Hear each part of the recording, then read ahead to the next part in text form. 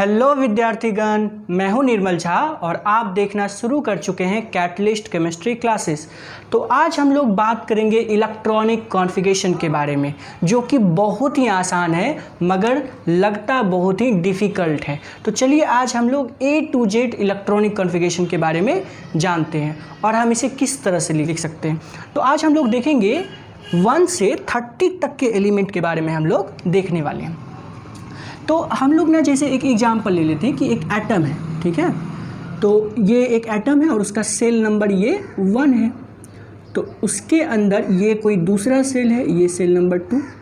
एक कोई तीसरा सेल ले लेते हैं, ये है सेल नंबर 3। एक और ले लेते हैं, ये सेल नंबर 4।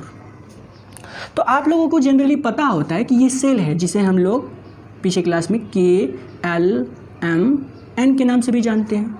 आप इसे सेल नंबर 1 बोलिए, n=1 या n=2 या n=3 या 4, या इसको K बोल लीजिए, L बोल लीजिए या N बोल लीजिए, जो मन करे। ये ABCD भी हो सकता है, इसमें कोई बड़ी बात नहीं है, नॉर्मल है। तो आपको पता होगा कि इस सेल के अंदर ना सब सेल होता है। जैसे हम बोल सकते हैं कि इस सेल नंबर 1 में एक सब सेल होगा S नाम का, और दूसरे वाले में एक S और दूसरा P होता है, और तीसरे वाले में एक S, एक P, एक D होता है। अगर यहाँ पे मेरे पास चौथा कोई सेल होता तो उसके अंदर होता S, P, D और F सेल होता।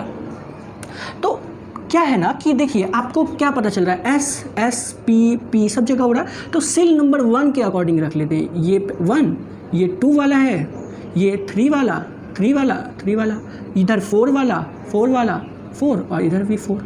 तो बहुत ही आसान है, ताकि क्या हो जाए, नाम मतलब अच्छे से हो जाए। अब आपको पता होना चाहिए एक एटम के अंदर ये सेल हैं और ये सब सेल हैं। तो क्या होता है कि एक L+N का रूल होता है, ठीक है, L+N रूल। हम इसी के अकॉर्डिंग ना इलेक्ट्रॉन डालते हैं। जैसे सपोज करते हैं कि आपके पास है मैग्नीशियम, जिसका एटॉमिक नंबर 12। तो इसके अंदर जो इलेक्ट्रॉन है, वो कितने इलेक्ट्रॉन हैं, तो 12 इलेक्ट्रॉन है। तो क्या करना है ना कि ये जो पहले वाला है ये सबसे लो एनर्जी का होता है। क्या होता है, ये बहुत ही लो एनर्जी का। तो हम लोग यहाँ पे एक चीज़ और यहाँ पे लिख लेते हैं कि जो S होता है ना, उसमें मैक्सिमम 2 इलेक्ट्रॉन हट सकते हैं।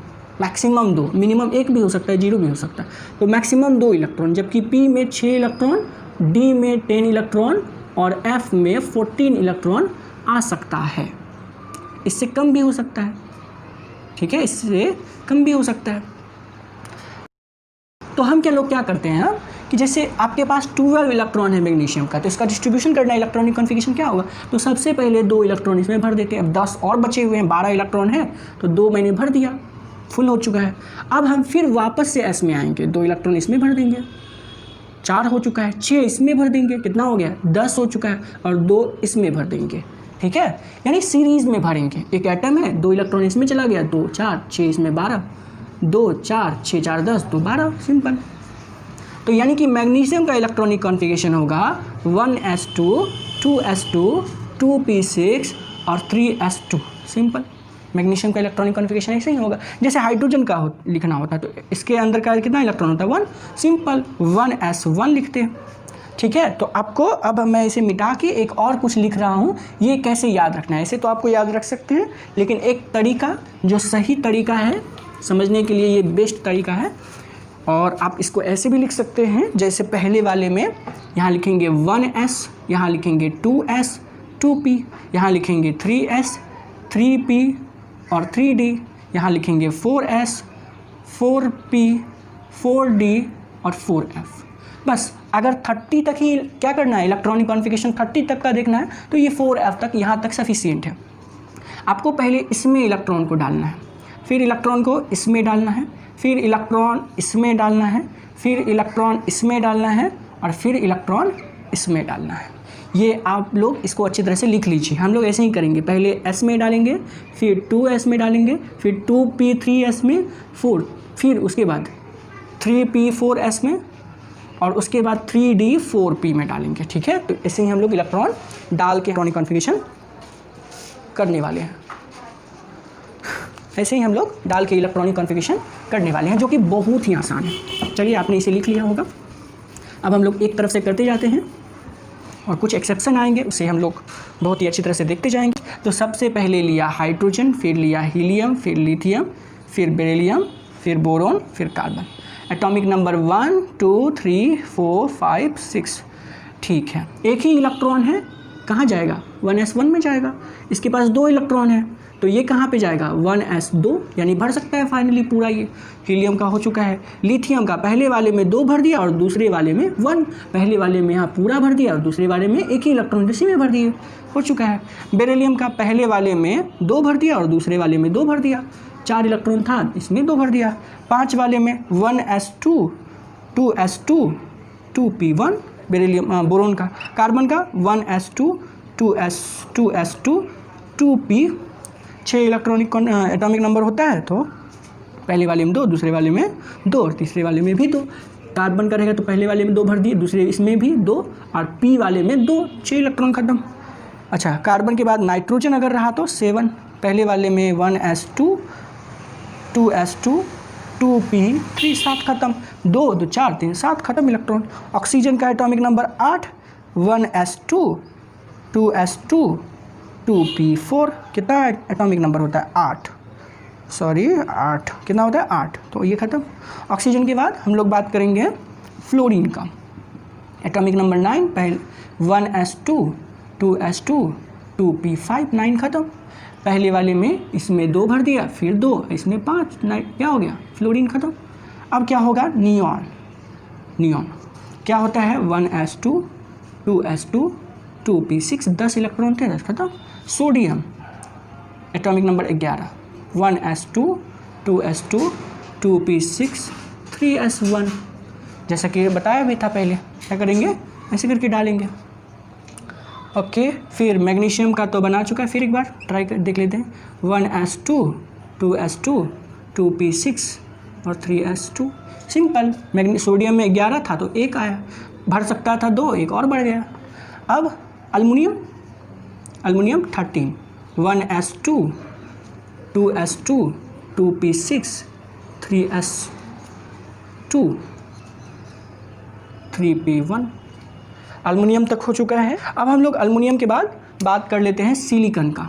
एटॉमिक नंबर 14 है तो पहले वाले 2 इसमें डाल देते हैं, फिर 2 इसमें 4, 6 इसमें डाल देते हैं 10, 2 इसमें डाल देते हैं 12 और इसमें डाल देंगे हम लोग 12 और इसमें डाल देंगे हम लोग 2, ताकि क्या हो जाए? 14 हो जाए। तो 1s2 2s2 2p6 3s2 3p 2 2 4 6 4 10 2 12 2 14। Phosphorus का देख लेते हैं। 1s2, इसमें सिर्फ एक बढ़ा देना है। 1s2 2s2 2p6 3s2 3p3। Phosphorus के बाद हम लोग देख लेते हैं सल्फ़र, 16 होता है, फास्फोरस का 15। ठीक है, 1s2 2s2 2p6 3s2 3p4, ताकि कितना हो जाए? 16 हो जाए। 4 6 4 10 6 16। क्लोरीन का देख लेते हैं, 17 होता है। 1s2 2s2 2p6 3s2 3p5, chlorine है। फिर आर्गन का देख लेते हैं, सिंपल, ये 5 है, 6 हो जाएगा। 1s2 2s2 2p6 3s2 3p6, argon. अच्छा, आर्गन के बाद हम लोग देख लेते हैं पोटेशियम, फिर देख लेंगे कैल्शियम। पोटेशियम का 19 होता है। 1s2 2s2 2p6 3s2 3p6। अब यहाँ पे क्या होता है कि 3d, यहाँ पे देखना है क्या हो गया? 3p, यहाँ पे देखते हैं 3p। 3p के बाद क्या आता है? 3d आता है। तो 3d ना भर के हम लोग पहले 4s भर लेते हैं। इसके पीछे का हम लोग क्या करते हैं देखेंगे, क्या क्या लॉजिक है, क्यों ऐसा करते हैं। तो हम यहाँ पे लिख लेते हैं 4s1।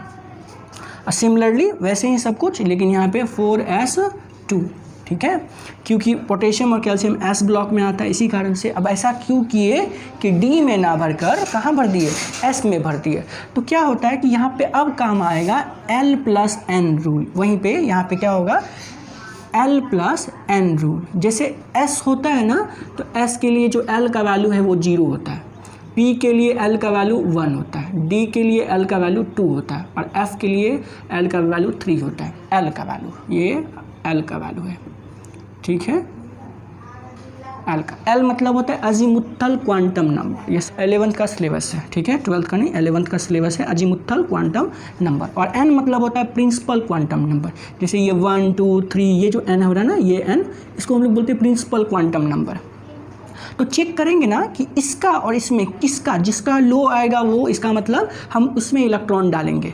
तो यहाँ पे क्या देखते हैं कि 4s, यहाँ 3D में ना डाल के 4s में डालेंगे। जैसे यहाँ पे 3p के बाद 3d आना चाहिए, लेकिन 4s में इलेक्ट्रॉन डाल दिए। इसका क्या रीज़न है?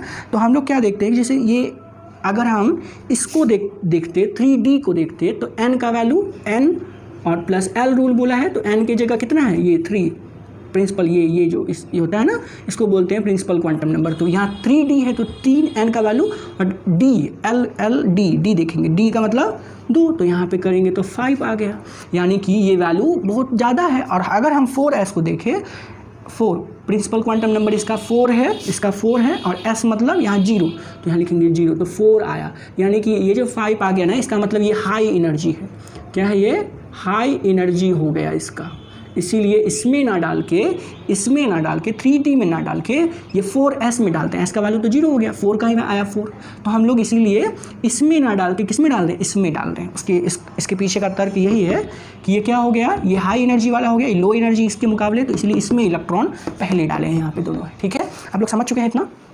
चलिए अब हम लोग क्या कैल्शियम तक खत्म कर चुके हैं। अब हम लोग देखने वाले स्कैडियम, टाइटेनियम, वेनेडियम वगैरह देखने वाले हैं।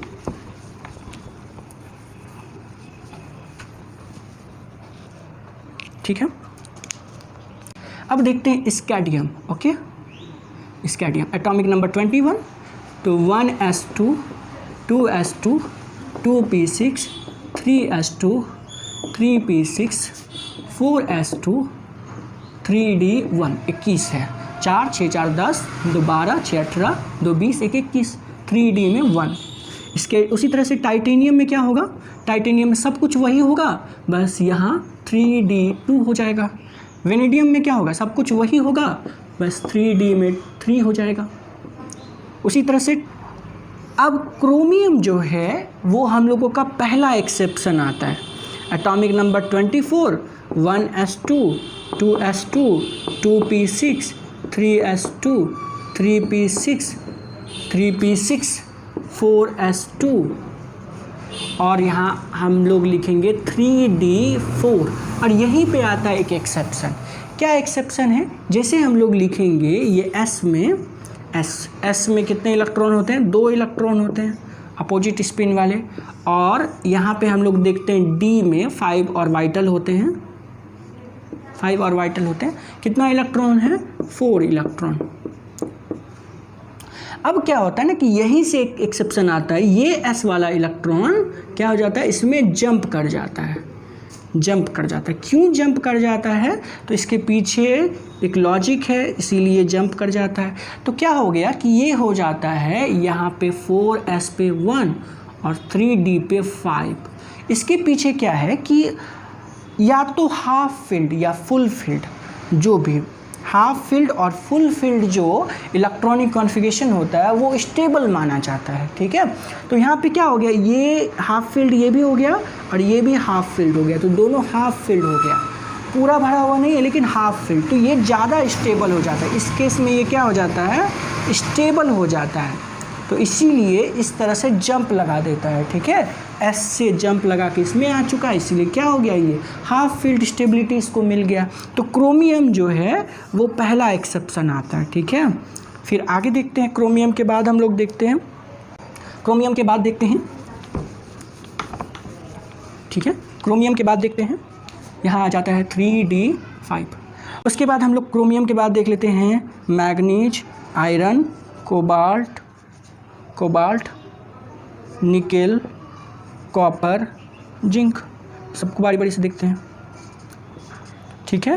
क्या हो जाता है, जैसे मैग्नीज की बात करें तो सब कुछ फिर वही सेम, और यहाँ पे क्या आ जाएगा, 4s2 भी हो जाएगा और 3d5 भी हो जाएगा, क्योंकि एक इलेक्ट्रॉन क्या हो चुका है, इसका 25 है, ठीक है। आयरन की बात करेंगे तो फिर क्या हो जाएगा, यहाँ पे 4s2 और 3d6।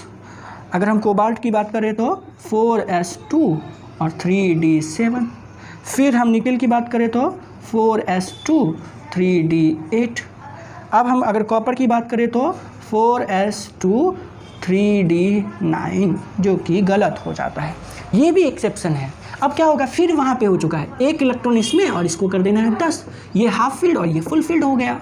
ठीक है, जिंक में क्या करेंगे 4s2 और 3d10, बाकी सब पीछे जो है वही रहने वाला है। आई होप आपको बहुत ही अच्छी तरह से समझ में आ गया होगा। अगर फिर भी कुछ और छूट गया तो आप कमेंट करके हमें ज़रूर बताएं। तो चलिए आपसे मिलते हैं अगले क्लास में, तब तक के लिए टेक केयर, बाय बाय।